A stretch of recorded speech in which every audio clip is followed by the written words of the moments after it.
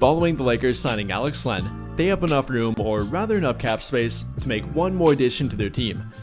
According to Bobby Marks, prior to signing Len, the Lakers were $1.6 million below the second apron, and then after signing him, they're about $850K below the second apron, aka they do have enough room to make one more signing. With a prorated veteran minimum contract, they're worth about $700K to $740K, depending on how many years they played in the NBA. So yes, they could make one more addition to their team if they waive somebody first. And whether that player be Shake Milton, yes, they can waive him despite being under a 3-year contract. Years 2 and 3 of that contract are completely non-guaranteed, so he's pretty much an expiring contract for them. That would be an option for them, or they could waive Cam Reddish, another expiring contract for them, another guy that's not really a part of the rotation, or then maybe a veteran guy like Markieff Morris, another expiring contract for their team, and another guy that's not really a part of the rotation. So between the three of them, I would call them the most likely to be waived, and the most sense to be waived in my opinion. But the important part here is who they replace that player with, and in my opinion, it's very likely to remain in-house, meaning a player that's currently affiliated with their team, either through a two-way contract, elevating them from a two-way contract to a standard contract, or a current G League player, much like with Jordan Goodwin, elevating from their G League team to their current 15-man roster, whether it be a two-way contract or to their actual 15-man roster, or at the absolute most, a recent player affiliated with their team, a former Laker, and maybe one that has current ties to their team, either with their coaching staff or with their current personnel group. So between all of that, we're going to talk about who would make the most sense for their team to sign, who would be the most likely player for their team to sign, in my opinion of course, and then when they have to make that signing by, as there does happen to be a playoff eligibility deadline. But before we get too far into it, don't forget to check out our NBA Discord. If you love talking about the NBA, or simply the Lakers and in real time with other fans, then I guarantee you'd enjoy it. Or if you don't have Discord, then feel free to follow me on Twitter, X, or whatever you want to call it, to hear my thoughts on the NBA and of course on the Lakers.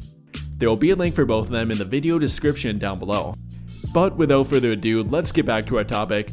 And for candidate number 1, I'm going to name Jordan Goodwin, maybe the most likely player for that spot and definitely a pretty hot candidate for that spot.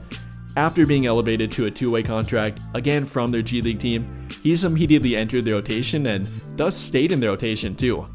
Only 3 games so far with their team, but has been pretty impressive so far, averaging about 10 points per game, 5.5 rebounds per game, and that's really good as a guard, 1.3 assists per game, 1 steal per game, shooting 59.1% from the field, 42.9% from 3, albeit on a very limited volume, and overall bringing great energy to their team, whether we're talking about rebounding, defense, or simply going after a loose ball, definitely is vying for that roster spot. But now after following a pretty disappointing game, not a terrible game, but definitely not as good compared to his first 2, you know how Laker fans can be, they tend to be very up and down with players, so I wanted to get a feel for how you guys feeling about him, how the current Laker crowd's feeling about him, and how they feel about elevating him to their 15-man roster.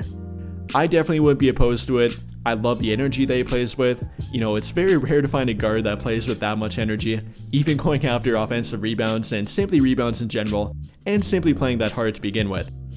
But again, after coming off a little bit of a letdown game, showing his weaknesses a little bit more, the 3-point shooting not being that good, and overall being a 31% career 3-point shooter, albeit about a 42% corner 3-point shooter, so you can kind of get around that with him, but overall not being that efficient on offense, more so being a defender, more of a energy guy, and not really a guy you can really trust that much on offense, or at least not consistently.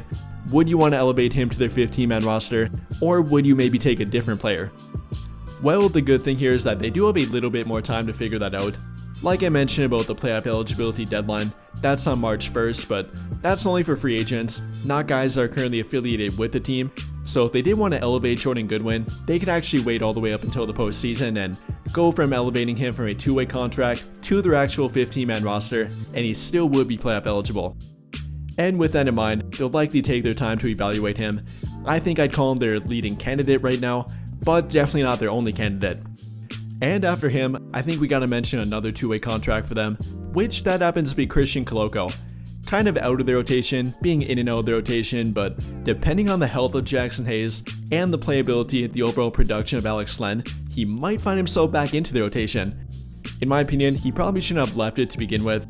Yes, he is fairly matchup dependent, but not as matchup dependent compared to Alex Len. Alex Len might be more productive in some matchups, but I think overall Koloko might be more valuable and more playable in every matchup compared to Alex Len. And although the stats might not look that good for him, on the season only playing about 8.5 minutes per game, scoring 2.2 points per game, grabbing 2.2 rebounds per game, only 0.3 blocks per game. If you've actually been watching him play, he's been decent, albeit unspectacular. Some games looking pretty good, but I like the energy that he plays with, tries hard on defense, rebounds fairly well, definitely runs the court very hard. That's probably my favorite part about him. Then of course being that lob threat for them too. Something that Luka Doncic really likes to play with and kind of needs to have around him. It's such a big part of his offense that it's kind of a requirement for him. LeBron obviously likes it too, so gotta have at least one, and really in my opinion 2 of them within the rotation, or at least available to play with. Jackson Hayes is obviously one of them, a great lob threat, but if he's hurt or simply not available to play, Alex Len is not a great lob threat, a decent one, but definitely not athletic compared to Jackson Hayes or even Christian Koloko. And from that standpoint, I think about giving Koloko more playing time, whether it be for the matchup dependent thing over Alex Len, or him actually outplaying Alex Len, probably not likely for Hayes, but you never know I guess, then yes, he definitely would be up for consideration. Obviously a lot he has to prove yet, a lot he would have to do in limited minutes, but you can never completely rule it out. I think he has good potential, has shown good moments, and maybe could be helpful in some matchups and even more helpful than Alex Len and or Jackson Hayes. I definitely think about it. Obviously a lot he has to prove yet, but I would not completely rule it out. After Koloko and Goodwin though, I think that would pretty much do it for their two-way contracts. Yes, you can mention Trey Jemison, but after signing Alex Len, who kind of fills that physical big for their team, I think he probably won't get much consideration, if any at all. So after that, I think we gotta talk about their G League team a little bit, and one recent addition they made to their team actually could be a guy that might not be a bad option for their 15-man roster, that being former Lakers Stanley Johnson.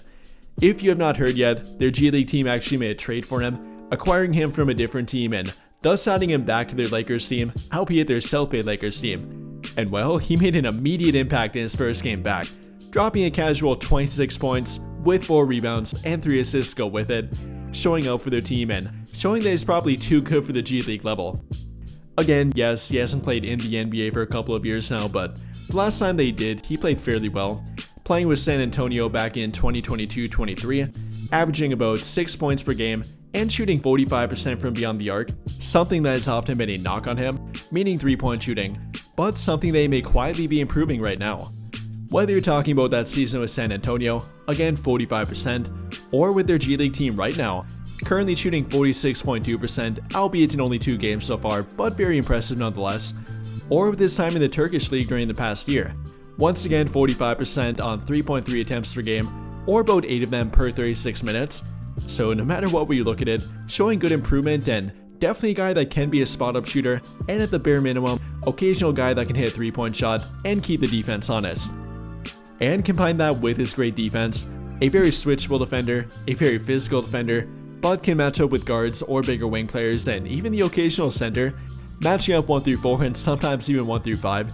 He did that for their team back in 2022, taking out a matchup from a guy like James Harden, even to a guy like Rudy Gobert. Yes, he pretty much defended everything for them on defense and still probably has the ability to do that right now. And with their G League team lately, he was asked about that and playing small ball 5 next to Luka Doncic, and he replied by saying, "Yeah, I can play anything, I can guard anything, can play dribble down, I can play on the wing, I can play pick and roll. I was doing that when I was here last time." You were here in 2021-22, started like 27 games. Yeah. The team is a little different now, traded for Luka Doncic, and kind of moving towards a lot of small ball kind of units. Do you see yourself kind of in that small ball center kind of role as well? Yeah, I can play anything. I can guard anything. I can play dribble it down. I can play on the wing. I can pick and roll. I was doing that when I was here. So again, definitely a versatile defender and very confident in his defensive abilities. I definitely believe him. I think he could still do it, only being 28 yet. And then with him being a former member of their team, having played with both LeBron and Austin Reeves, then with him being a current member of their G League team, there is a transition between them. Redick has talked about that. That's part of why Jordan Goodwin's played so well with their team and has been able to quickly adapt to their team, which might apply to Stanley Johnson with their team now that he's playing for their G League team as well. But regardless, whether he would be a candidate or not, I think he should be up for consideration. No, not their leading candidate for that spot, but maybe one of them in my opinion. After him though, one final former Laker I've seen a few of you mentioning does happen to be Lonnie Walker. And yes, it theoretically could happen, but only for 3 more days. He does have an NBA out on his current EuroLeague contract, but that apparently expires on February 17th, if the info I'm looking at is correct.